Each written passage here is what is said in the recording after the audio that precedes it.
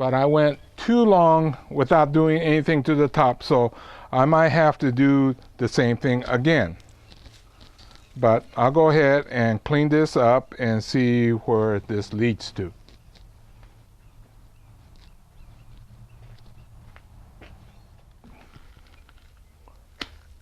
Cut that off and try to create a new apex. But what's happening is this part is awfully long, so I'm going to have to take one of these as the new apex, although these are nicer branches, but I don't think I want to be that high because this part has no taper. So I'm going to strip this top.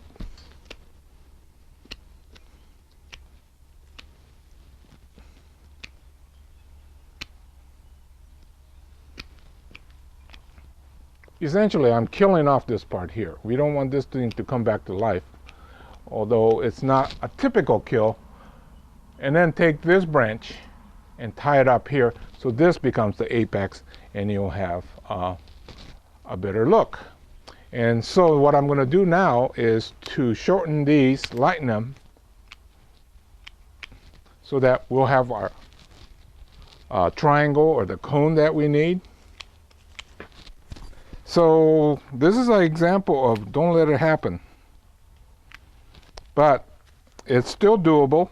What happened was, because it went so tall, this part picked up the girth, and so the transition between the old part and this new part is very good. It's just that if I had gotten to it about a year or two ago, I'll be further along. If you look, this is what's going to go back in the container. You notice that the lower branches are thick and long, and that's very intentional. There's too many in there, but that's okay. That's just helping to fatten that area. But now it's going to be shorter. You'll have better taper and some movement, but we're looking at another 2 to 3 more years before it'll even go into a mica pot, which will be another 2 to 3 years. So don't let things get out of hand. Stay on top of it. We have a saying here, do as hero says, don't do as. We're looking at another 5-gallon material of the same age. And I used that technique where I cut off the main leader and then left the stub and used the side branch as a new leader and let it grow again. And by having done that, it has a nice transition.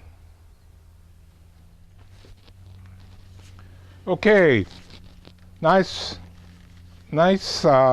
movement, taper, but from here on we don't need all that. I think this could be a new apex in relation to that. So there we go. Next step, triangle or a cone shape. So I'm going to shorten these up, but keeping wide.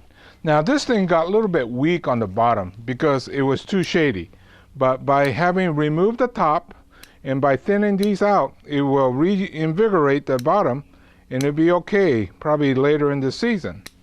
So that's what I'm going to do now, is to get this ready for the regrowth.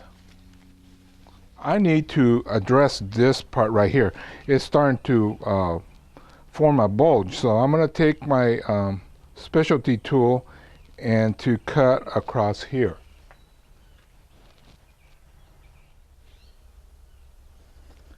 The trick is not to try to take big bites, but to nibble so that you don't end up with a oops kind of thing.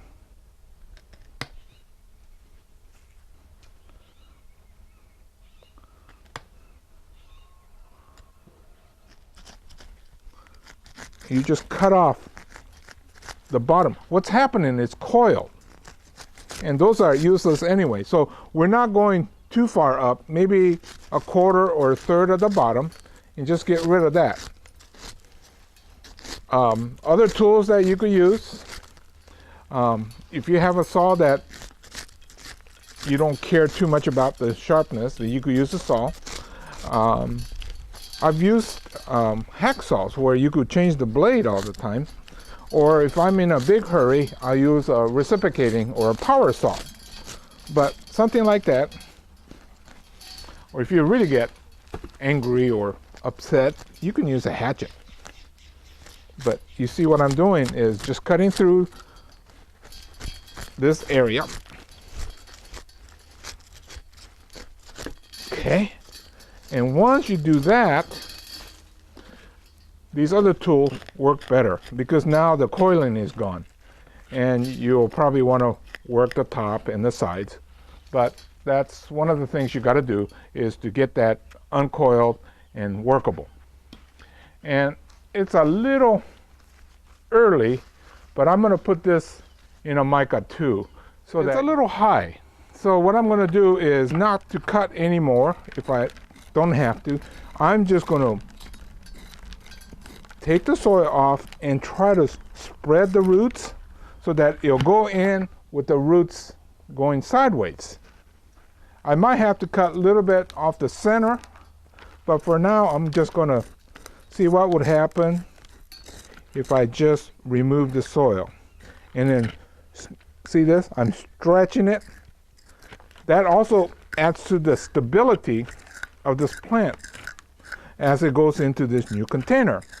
And I keep talking about the wire or not having to use it. By spreading it and having it stable in here, once I dump this out, like that, then it's going to be nice and stable. So I'm going to cut the center only. I'm going to leave the sides, cut out this center. And the reason for it is I'm going to put that little mound of soil and squish, squish, squish. That way it has new contact. But these will go sideways. The center will have some fresh soil to grow in. So that's the prep.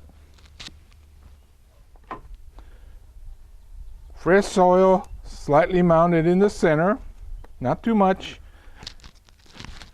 There. Now good solid contact. I got it positioned so that you have the front. I think about so. And like I've been saying, it's not critical at this point to have the absolute front, but it's good to have the relative front picked out. Maybe turn it just a tad more. Okay, so I think that's about right. And I'm going to pack it slightly, or about 2/3, and then I'm going to have to address the coiling. And this one is a lot worse. There's some big stuff that's coiling that will really be detrimental to the finished product.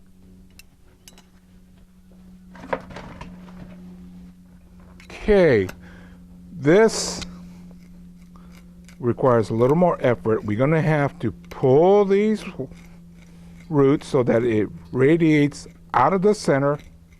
But you see, we have this problem here. These are the ones that you need to get rid of at this stage for sure. So a lot of it could just come off.